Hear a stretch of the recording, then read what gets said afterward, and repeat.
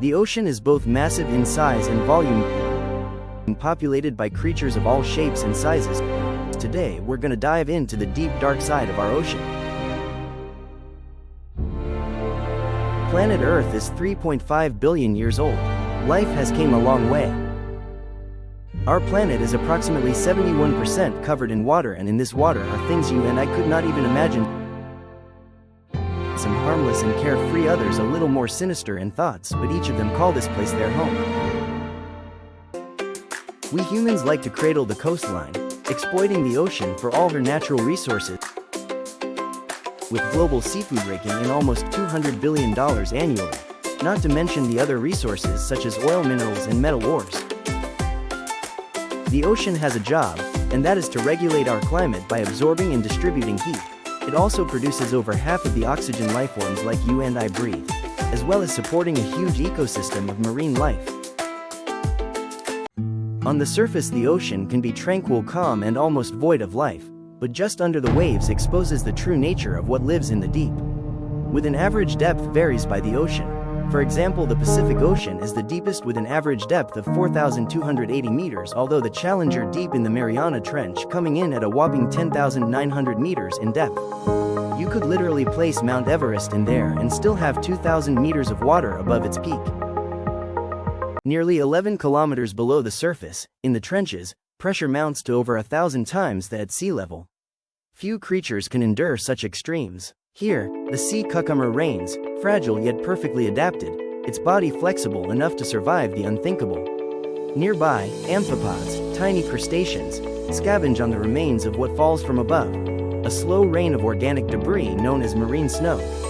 Occasionally, a feast arrives, a fallen giant, a whale carcass that sustains entire ecosystems for decades.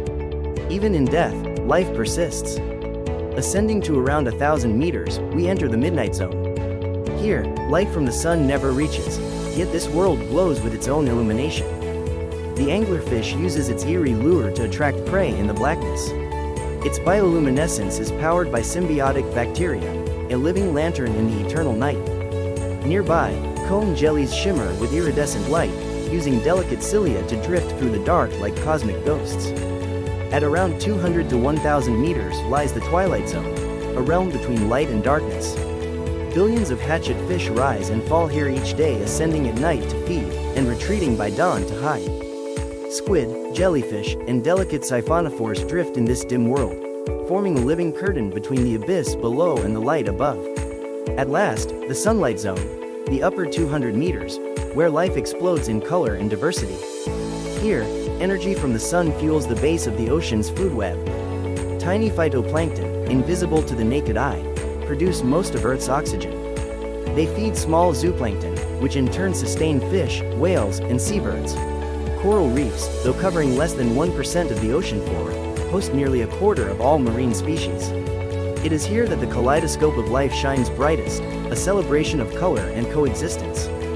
Above the reefs roam the giants, the humpback whale, whose haunting songs travel for thousands of kilometers. The blue whale, largest creature ever to exist, feeding on tiny krill in vast gulps. Dolphins, orcas, and sharks patrol the open ocean, maintaining the delicate balance of the marine web. But this harmony is fragile. Pollution, overfishing, and a warming climate threaten every level of ocean life, from the deepest snailfish to the corals near the shore.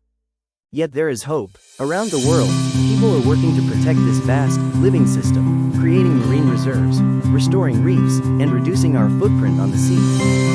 From the lightless depths to the sunlit shallows, the ocean is a single, breathing organism, connecting all life on Earth. It is our planet's beating heart, and its survival is our own. This is the living ocean.